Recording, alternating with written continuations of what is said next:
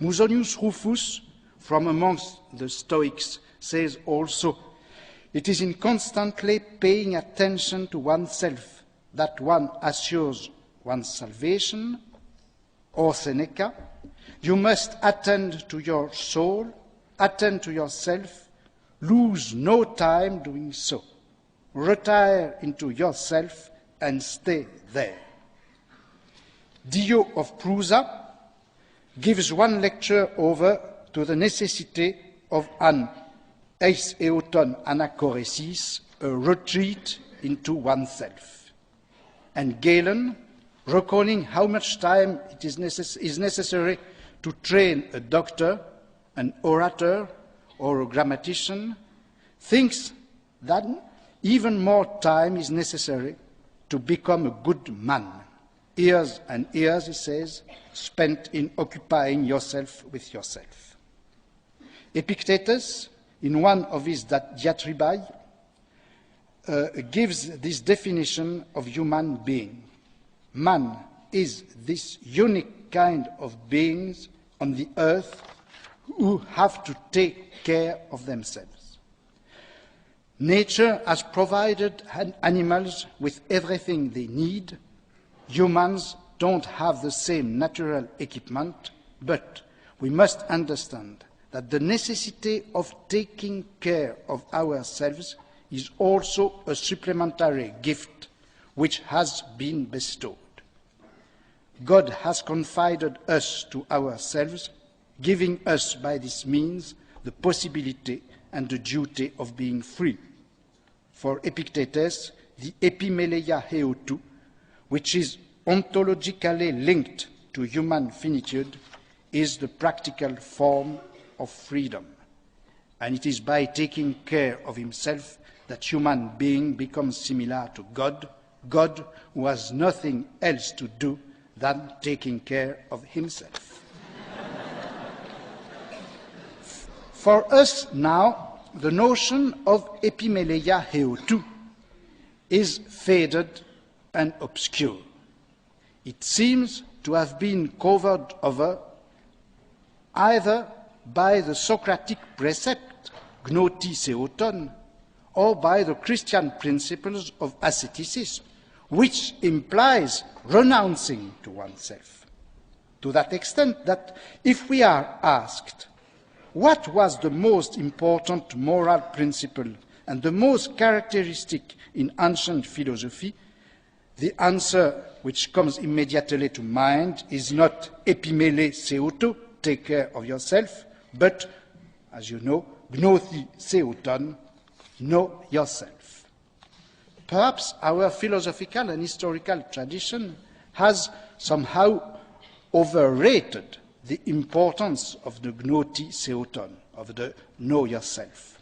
One must remember that the rule of having to know oneself was, in fact, and in the ancient culture, constantly associated with that of concerning oneself with oneself. And more than that, to know oneself was considered as a means for taking care of oneself. And when we consider Christian asceticism, we are used to underscore the rule of renouncing oneself, and we forget that in the spiritual experience of some early Christians like Gregory of Nyssa, renouncing oneself was a way of taking care of oneself, or at least a new form of the old philosophical epimeleia eotu.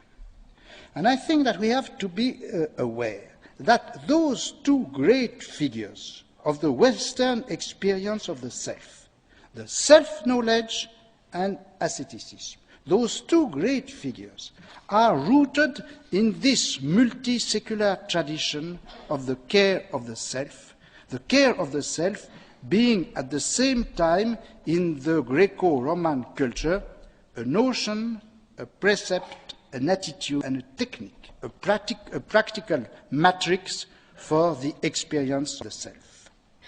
Most of the historians of ancient philosophy are concerned with the rise of ontology and metaphysics from Parmenides to Aristotle through Plato. Most of the historians of Greek sciences are interested in the rise of rational thought through mathematics and cosmology. I think it could be valuable to study also the rise of a certain type of subjectivity, of a certain type of relation to oneself in this Greco-Latin culture of the self. Greek metaphysics has been determinant for our philosophical relationship to being. Greek science has been determinant for our rational relationship to the world. The Greco-Roman culture of the self has been, I think, determinant for our ethical relationship to ourselves. And my dream would be, if I could find people interested in the same topics, to start an historical analysis of those techniques of the self in the Western societies from the beginning of the Greek civilization. My intention tonight is to present you a very brief survey of some aspects of this culture of the self in the Greek and in the Greco-Roman civilization. And I'll take only two views on this culture of the self, one in the 4th century before Christ, and the other on the 2 first centuries of our era.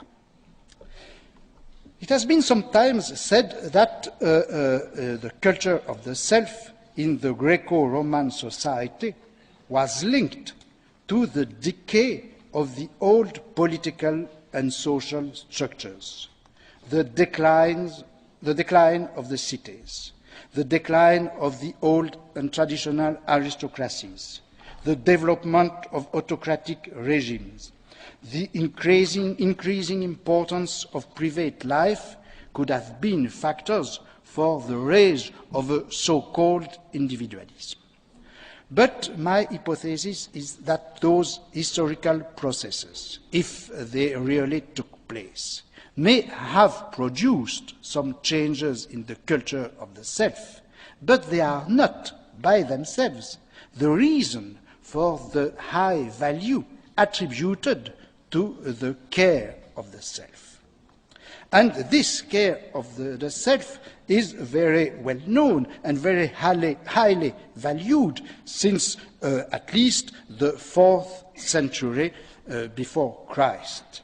For instance, following at least Plutarch, a king of Sparta, when he was asked by someone why Spartans did not cultivate their land by themselves, but let the ilots do the job for them, this king of Sparta gave this answer: the reason why we do not cultivate our land is that we prefer to take care of ourselves.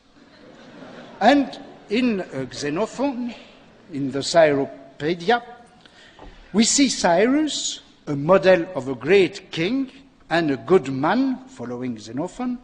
We see Cyrus coming back in his palace after several great victories and conquests, and he meets his old friends and companions and asks them, well, what shall we do now?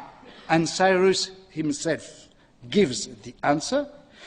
The answer is not, well, I'll take care or will take care of the new empire, he says, and now that we have won victory, we have to take care of ourselves. The culture of the self is not a late phenomenon due to the decline of the classical city. It was an early phenomenon, and it took in the antiquity several forms. The first philosophical elaboration of the principle you must concern with yourself is found in a dialogue written by Plato in the Alcibiades. The Neoplatonists considered that this dialogue had to be the first in the collection of Plato's works. Albinus, a Neoplatonist of the 2nd century after death, said that every naturally gifted young man who has reached the age of philosophizing and practicing virtue should begin by studying the Alcibiades. And Proclus considered this dialogue as the arche apaces philosophias, means the principle and point of departure for all philosophy, because this dialogue teaches people to get concerned with them.